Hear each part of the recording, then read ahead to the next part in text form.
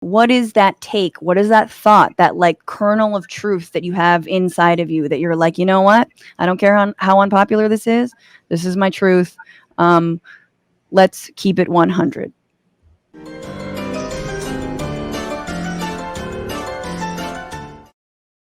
Okay, I will keep it 100. Even though I hope to be continually in this industry, I do want to say my truth, my keeping it 100 is most television and most movies are garbage. 98.9% of all TV shows are trash. I'm sorry. No, I'm not going to. Look, I started watching Ozark. Trash, dude. Like, it was good. It was okay. And then you're like, wait, why is everyone letting this fucking middle-aged white couple have a run of a town? This makes no sense. A mayor of East Town, and everyone's like, no, you got to keep watching it. No, I'm out of it. As soon as like there's a bad actor or like a horribly written line, in this case, in like Mayor of Easttown, like the first episode, I don't know if you guys have seen it. It's like this like really terrible ex-boyfriend who's like the father of this young woman who's killed like of their child, and he's like, why are you such a bitch, you whore? You're just a whore. And you're like, who talks like that? Nobody said. This is the mother of your child. Why would you even like? What Hollywood writer in the hills wrote that shit? Yeah, clearly. Maybe that's the Philly dialect that we're not aware of. You're a whore. Anyway, so when most dramas, most comedies, I don't find them funny. I don't. Most movies suck. It's that point. What's it? I'm bad at math. That's my other thing. Whatever the leftover is, 1.2% of television and movies that are good. Game of Thrones, worth it until the end. That is my keeping it 100 opinion. Jennifer, what is your keeping it 100 opinion? I have to say, I totally agree with you. I always feel bad that people are like, what are you watching? What are you doing? What are you consuming? Who's your... And I'm like, nobody. Everybody sucks. I hate it. This is I'm reading books. Yeah. Excuse me. Okay, smarty pants with all the books.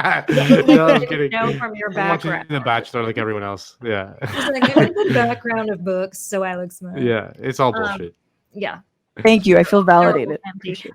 But no, I'm totally validating because I feel like it's all garbage as well. Keeping it 100. I was supposed to go to a shooting range this morning, but I didn't because I was having to outsource my dog and do other things to be ready to be on the show. However, you outsourced your dog? Yeah, I mean, yeah, technically no. You put him in a kennel for the show. I love that. I actually have been thinking about renting. I thought you shipped him off to Mexico.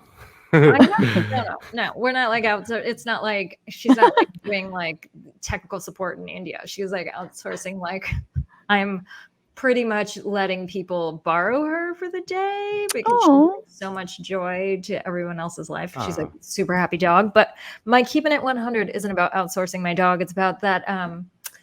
I super want to learn how to use weapons. That's my keeping it 100. I think that we are spiraling. I don't know. I personally am always like I have to say I'm one conspiracy theory away from thinking like we're going straight to like, some sort of armed conflict, zombie apocalypse situation.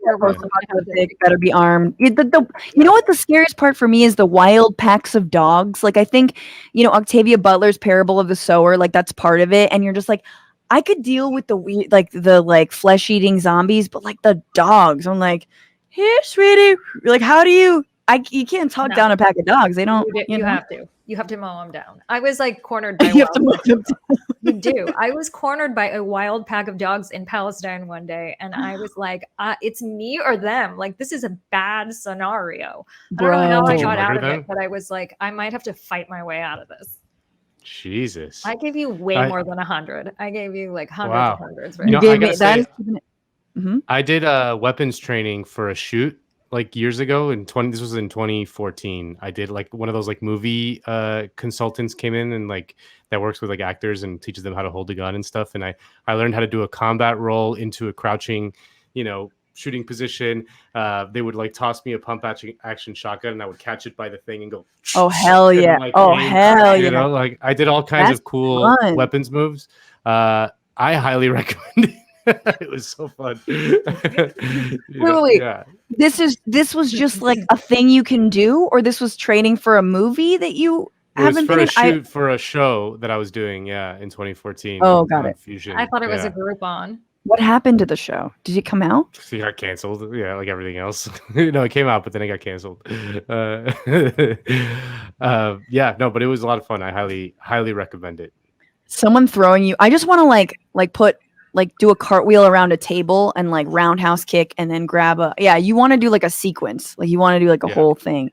Okay, but keeping it 100, we have to be armed. I like that. I am a pacifist lib and or lefty. I'm just like, I don't want to shoot.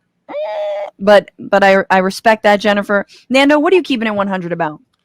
I'm keeping it 100 about a woman named Wendi Deng. I don't know if you guys have heard of Wendi Deng. We were talking about her at dinner last night, and I just she's one of my favorite subjects because Wendi Deng used to be with Rupert Murdoch. And then she cheated on him with Tony Blair.